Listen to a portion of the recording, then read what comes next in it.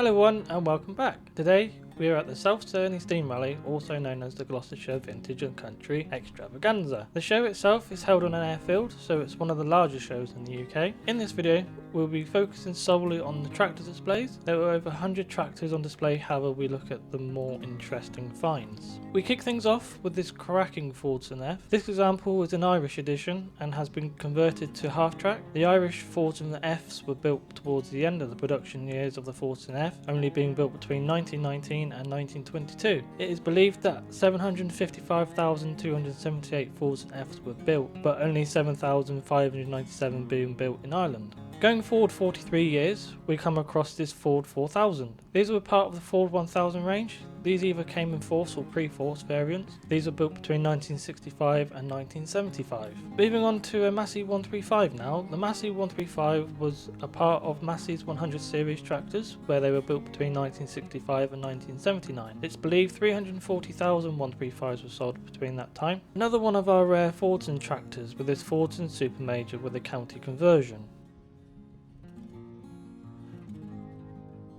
I won't speak about it as much, as you can pause the video now and read what the owner has put on this card. Another Fordson Super Major, this time with a roadless conversion.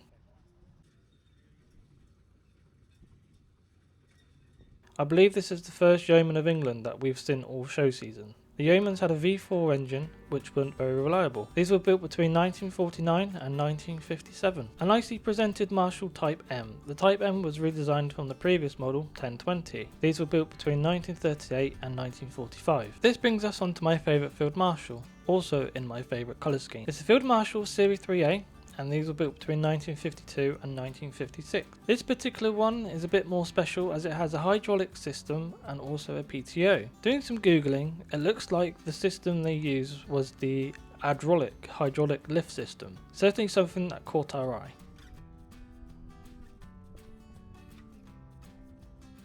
Moving back to Ford with this Ford 2000, I think this might have been a Vineyard edition. These were built between 1965 and 1975. Our first modern classic, as I'd call it, a nicely presented John Deere 3050. These are extremely nice tractors to work with. These were built between 1986 and 1993.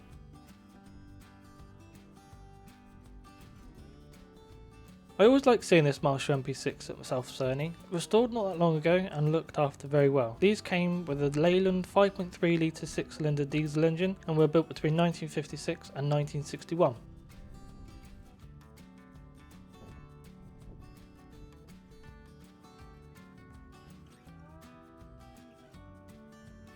I always find these interesting. They are a Fordson Major Diesel or E1A, however they are called KFDs. These were essentially Vineyard versions of the Fordson Major. These were built between 1952 and 1958. Now we have brothers next to each other. We start off with the normal version of the Ford 3910, and next to it we have the industrial version, being the Ford 334. We're now moving on to the old timer part of the lineup, and we will go through them one by one, starting off with this Massey Harris 101 Super from 1940. Following on, we have this Wallace Model K. These were built between 1919 and 1923. I can tell this is a Massey Harris, and I think it's a 1020. If I'm wrong, please do let us know in the comments below. Next up, we've got a Titan, being built by International Harvester. The International Harvester 1020 Titan were built between 1915 and 1920. These came with an 8.7 litre 2-cylinder kerosene engine. Next in line, we have this KC from 1932. Please do pause the video to read up on this one. The penultimate old-timer was this original condition Irish Fordson F. And lastly, we have this Rumley Oil Pool Model L or 1525. These Model Ls were built between 1924 and 1927. They came with a 6.1 litre 2-cylinder kerosene engine. Moving on to something a little different, it's a MAN Acker Diesel AS330, and they were built from as early as 1920s to the 1960s. These tractors came with a 2.7 litre 4-cylinder engine.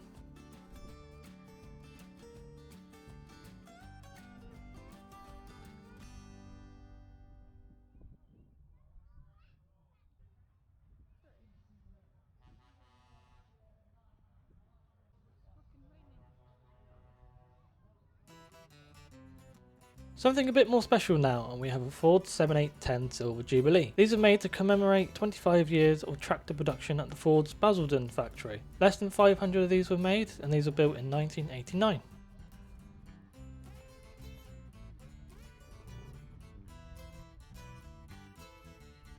Next up we have a Ford 7000. I don't think this one is an English built version, as we will see one later on in the video. I think this might be a French version. Sticking with Ford, we have this Ford 5000. This particular example has power steering. These were built between 1965 and 1976.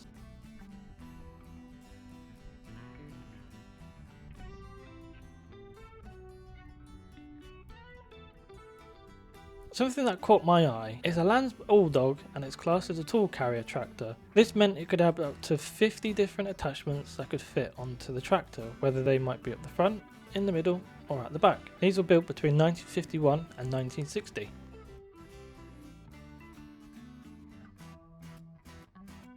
Once again, we have another Chamberlain, but this is a different one to what we have seen in the past. It's a Chamberlain Champion 9E, and these have a Perkins 4.4 litre 4-cylinder diesel engine. These are built between 1958 and 1966. Up next we have the different versions of the crawlers that Marshall made, starting with the Field Marshal VF and ending with the Track Marshal 55.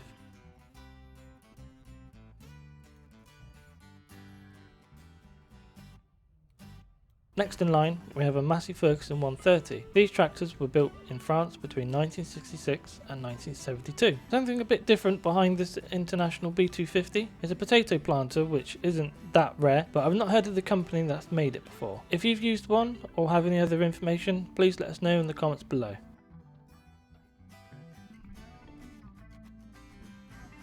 Back to Massey's now with this lineup, starting off with this 148. I understand these are basically a 165 back end and a 135 front end. Next is the Massey 165. These were built between 1964 and 1975. And we have another Massey 165, this one coming with multi-power. I do like Alice Chalmers ED40s. We couldn't quite work out who made the attachment below it. It looks like it works off hydraulics. If you do know, let us know in the comments below.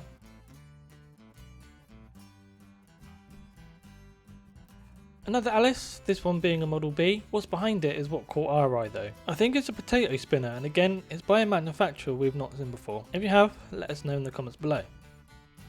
Another International 434, seems like I can't go anywhere without bumping into one. Maybe it's a sign. Next to it, we have its sister, being an International 444. These were built between 1967 and 1971. Another roadless Fortin Supermajor.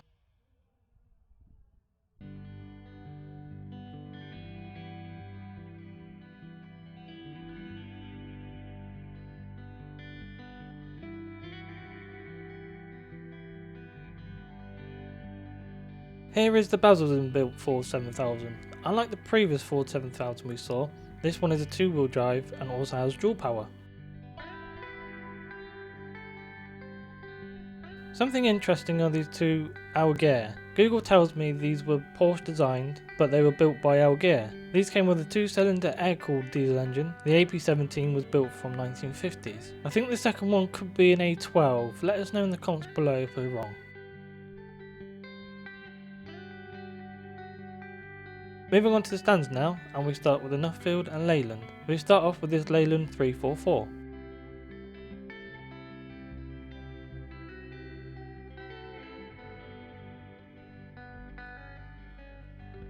This certainly caught my eye. It's a Long 425. From what I can understand, Long was in partnership with Nuffield and they started to make the Nuffield 425 in America. I believe these were built in the late 60s. We've seen this a few times and either not filmed it or not spoke about it. It's the Massey Ferguson 2130. Before the current owner brought it, it was in the colours of a 130, like we saw earlier. When they went to repaint it, they could see it had some yellow layers on it, and later found it was a 2130. These are very rare, with only 50 ever being built.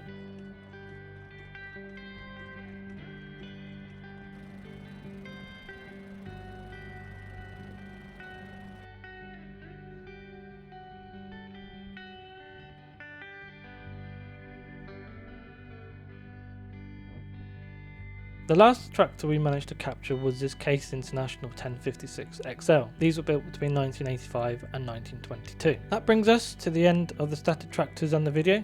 If you've enjoyed the video, please do leave a like and subscribe, it is free.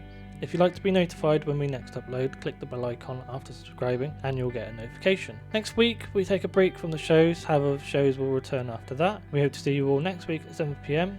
See you then.